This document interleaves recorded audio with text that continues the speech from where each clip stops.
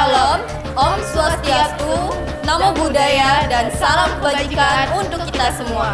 Selamat pagi, salam sejahtera untuk kita semua. Saya Nabila Tifal dan partner saya Fahira Permata Najla, hadir dengan liputan terbaru. Indonesia sudah resmi mengangkat seorang presiden baru. Beliau adalah individu terpilih dari banyaknya masyarakat yang mendukung pada saat pemilu.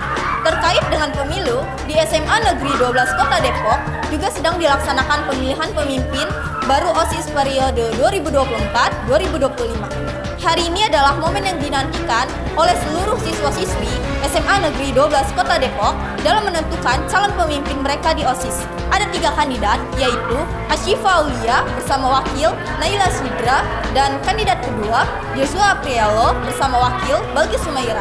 Dan kandidat yang ketiga ada Naura Nur Hanifah bersama wakil Aisyah Fahira. Masing-masing calon telah melalui seleksi ketat dan beragam tahap kampanye. Para calon kandidat bisa berorientasi menyampaikan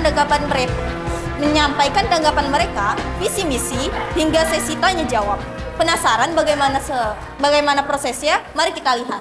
Saya Citra Juleta sebagai reporter yang akan mewawancarai seluruh pihak yang terlibat dalam orasi pemilihan calon ketua OSIS, calon wakil ketua OSIS periode 2024-2025. Saat ini saya sedang bersama salah satu penonton orasi tadi. Dengan siapa? Dengan saya Meisi Hananiatari. Baik, saya akan menanyakan satu pertanyaan. Pertanyaan saya itu sebenarnya singkat saja ya. Setelah menyaksikan orasi tadi, apakah Anda sudah menentukan paslon berapa yang akan Anda pilih, atau malah Anda semakin ragu untuk memilih salah satu paslon? Berikan alasan dan jelaskan. Baik, pertama-tama izinkan saya menjawab pertanyaannya. Mungkin untuk jawabannya setelah saya menonton tadi orasi, saya agak ragu ya untuk memilih antara kedua paslon. Tadi kan ada 3. Sekarang saya punya 2 pilihan, namun belum terlalu bulat. Karena sebenarnya jawaban mereka itu semuanya bagus-bagus. Dan juga ya intinya pendapat mereka kayak tadi debat, terus apa itu bagus-bagus. Jadi kayak masih bingung antara milih di antara kedua itu. Namun karena sebentar lagi akan pemilihannya, jadi saya akan membulatkan pilihan saya untuk penyoblosan nanti, untuk tidak golongan putih. Jadi itu mungkin. Baik, terima kasih. Saya sudah sangat merasa terjawab atas jawabannya. Terima kasih atas waktunya. Baik, saya sekarang sedang bersama seorang guru di SMA N 12 Depok dengan Ibu Sensei Mei. Oke, Sensei. Sebelumnya saya izin bertanya, sebagai seorang pengajar di Semandas, menurut Ibu, apakah para paslon dapat membawa Semandas ini menjadi lembaga pembelajaran yang lebih baik dari sebelumnya? Mengapa Ibu berpikir demikian? Menurut saya mungkin paslon-paslon yang tadi ya, yang 3 itu, semoga salah satunya bisa membawa perubahan buat organisasi di SMA 12 ya. Karena tadi visi misinya sih bagus-bagus ya dari ketiga paslon itu. Baik, sudah cukup. Terima kasih atas waktunya ya, Bu. Ya, sama-sama. Oke, baik, di sini saya bersama panitia. Ya, dengan saya Muhammad Fitan Syadat dari MPK. Dan saya Rajendra Fabian Krisandi dari MPK. Ya, langsung dimulai aja pertanyaannya ya. Jadi pertanyaannya itu, apa yang akan kalian lakukan jika pemilihan ternyata menghasilkan kontroversi yang besar? Dan siapa yang akan bertanggung jawab? Ya, sebelumnya yang bertanggung jawab itu organisasi kita sendiri, yaitu MPK. Nah, sebelumnya kita harus memastikan bahwa panitia itu tersendiri bersifat netral dan tidak berpihak kemana-mana. Jadi kita dapat menghindari adanya cuman mendukung sepihak gitu. Jadi kita dari panitianya sendiri udah bersifat netral. Jadi kita di sini juga udah mencantumkan bahwa kalau setiap paslon tidak boleh kayak condong ke paslon lain. Jadi kayak tidak boleh melakukan sara ataupun menjatuhkan. Dan saya izin menambahkan, jadi kalau tetap ada paslon yang membuat kontroversi itu, kita akan lebih menindaklanjuti lagi buat ya paslon yang membuat kontroversi tersebut. Oke, baik, terima kasih atas waktunya ya. Saya di sini bersama seorang siswa dari Semandas. Perkenalkan, nama saya Fauzan Herinanto Salman dari kelas 11 B2. Izinkan saya bertanya ya. Menurut Anda, selama pengalaman Anda sebagai seorang siswa di Semandas, apakah organisasi OSIS dapat diandalkan sebagai organisasi yang dapat menggerakkan seluruh kegiatan di sekolah? Dari pengamatan saya sendiri, anggota-anggota OSIS itu dapat bergerak jika mereka terkadang jika disuruh, dan ada yang bergerak dengan inisiatif mereka sendiri. Jadi bisa dibilang mereka berjalan itu tergantung. Ya. Baik, terima kasih atas jawabannya Kak Fauzan Herdinanto. Terima kasih. Baik, jadi di sini saya sedang bersama dengan seorang panitia orasi pemilos. Dengan siapa? Saya Kela Isa Murti. Baik, Kak Kela, saya izin bertanya boleh? Oke, jadi pertanyaan saya adalah, jika ada keluhan atau dugaan pelanggaran selama pemilihan, bagaimana panitia akan menangani dan menyelesaikan masalah tersebut? Mungkin pertama-tama kita akan mencari sumber masalahnya dan kemudian akan mendiskusikan bersama panitia yang lain, dan jika misalnya tidak ketemu solusinya, kita akan meminta bantuan dari banyaknya panitia lain atau dari guru, mungkin dari pembinanya juga. Mungkin gitu aja. Nanti kalau misalnya ada solusinya langsung ditegur atau ditindaklanjuti. Oke. Baik, terima kasih Kak Kel atas jawabannya. Terima kasih banyak. Baik, di sini saya sedang bersama seorang panitia orasi pemilihan OSIS. Dengan siapa? Balkis Sagita dari MPK. Baik, Kak Balkis, izinkan aku bertanya satu pertanyaan ya. Silahkan. Pertanyaannya itu, apa jenis sanksi yang akan diterapkan jika ada calon yang terbukti melanggar aturan selama kampanye? Tentunya kami akan diskualifikasi terlebih dahulu. Diskualifikasi, dan kami akan melaporkannya kepada pembina MPK dan OSIS. Baik, terima kasih jawabannya atas Kak Balkis. Terima kasih banyak. Sama. Baik, di sini saya sedang bersama seorang Deka. Dengan Kak siapa? Perkenalkan, saya Dini Marcella selaku Dewan Kehormatan di OSIS periode 2023-2024. Baik, Kak Dini, izinkan saya bertanya boleh? Jadi, pertanyaan saya adalah, bagaimana jika paslon yang sudah terpilih untuk menjadi ketua OSIS ternyata tidak dapat merealisasikan visi dan misi yang telah mereka sampaikan di awal? Bagaimana, Kak? Sebelumnya izin menjawab ya. Sebenarnya untuk visi dan misi itu sifatnya itu dia sebenarnya itu emang harus ditetapkan. Tapi balik lagi, nggak selamanya visi dan misi itu bisa selamanya terjalan dengan apa yang mereka rencanakan. Karena nanti kedepannya pasti ada aja kendala, ada aja hambatan yang membuat visi misi tersebut itu bukan berubah, tapi alurnya itu berbeda dengan apa yang mereka harapkan atau yang mereka rencanakan, seperti itu. Terima kasih Kak Dini atas jawabannya. Terima kasih banyak. Baik, kita di sini bersama paslon 3. Boleh perkenalkan namanya siapa? Halo, perkenalkan nama saya Nora Nurhanifah Ramadhani selaku calon ketua OSIS paslon nomor urut 3. Dan saya Aisyah Fakira sebagai calon wakil ketua OSIS nomor urut 3. Baik, mungkin kita bisa langsung wawancarainya. Untuk pertanyaan yang pertama, seberapa penting menurut Anda kolaborasi dengan organisasi atau komunitas luar sekolah, dan apa rencana Anda untuk menjalin kerjasama tersebut?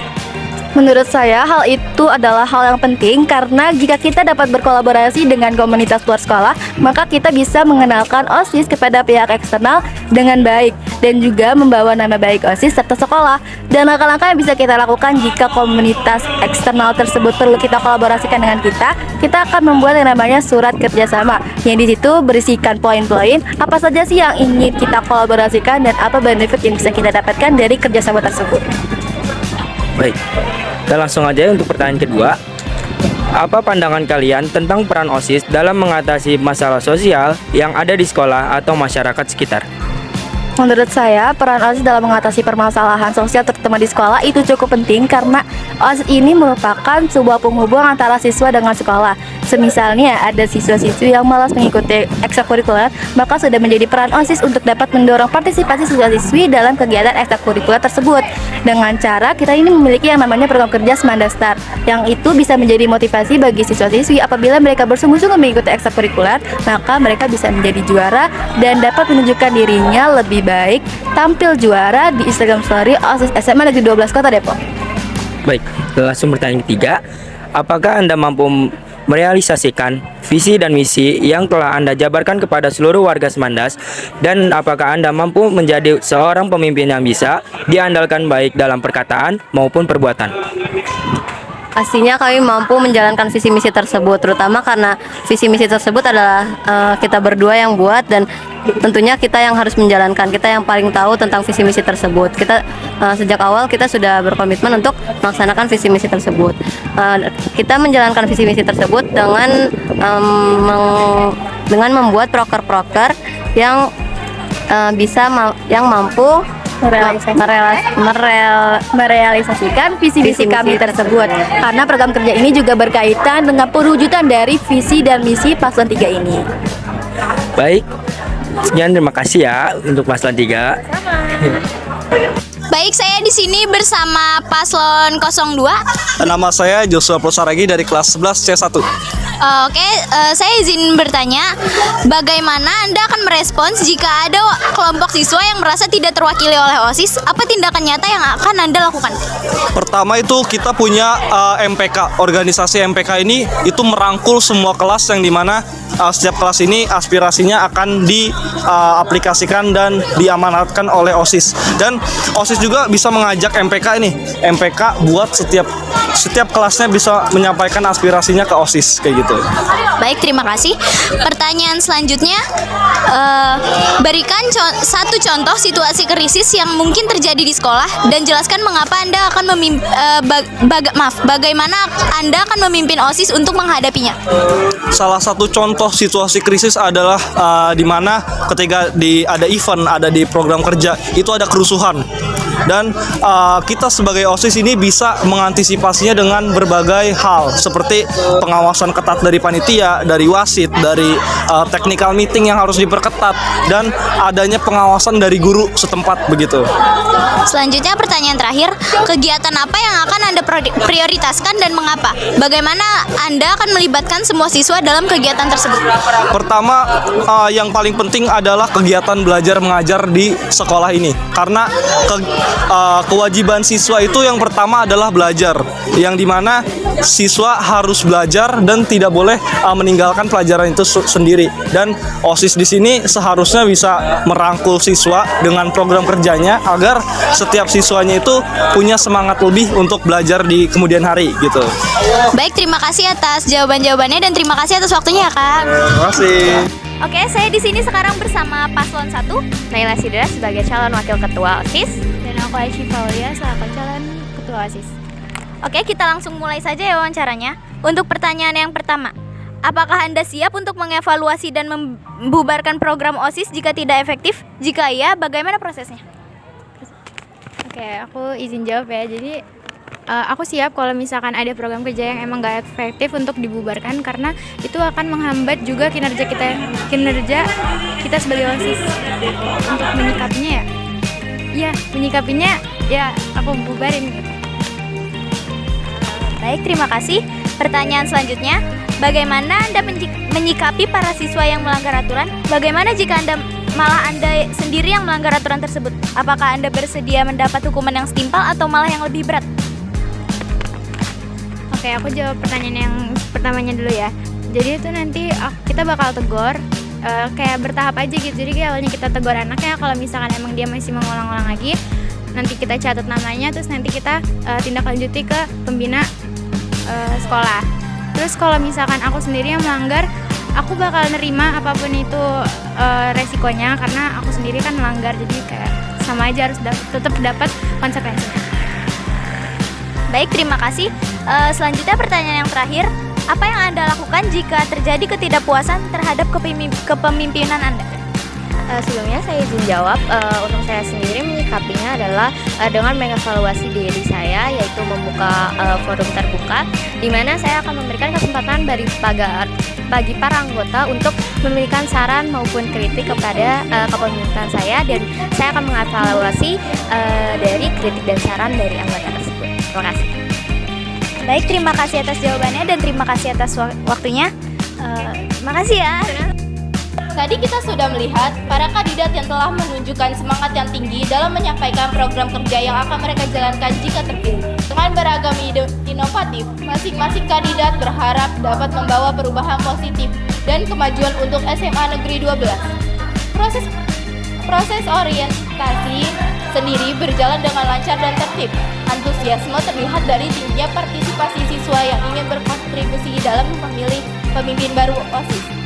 Pihak sekolah juga memastikan agar proses pemilihan ini berjalan adil dan transparan. Diharapkan dengan terpilihnya pengurus OSIS yang baru akan tercipta lingkungan yang lebih dinamis dan mendukung kreativitas serta aspirasi para siswa. Demikian liputan singkat kami dari pemilihan OSIS di SMA Negeri 12 Kota Depok. Tetap bersama kami untuk informasi terbaru lainnya. Saya Nabila Tifal dan partner saya Fahira Permata Najwa. Sampai jumpa.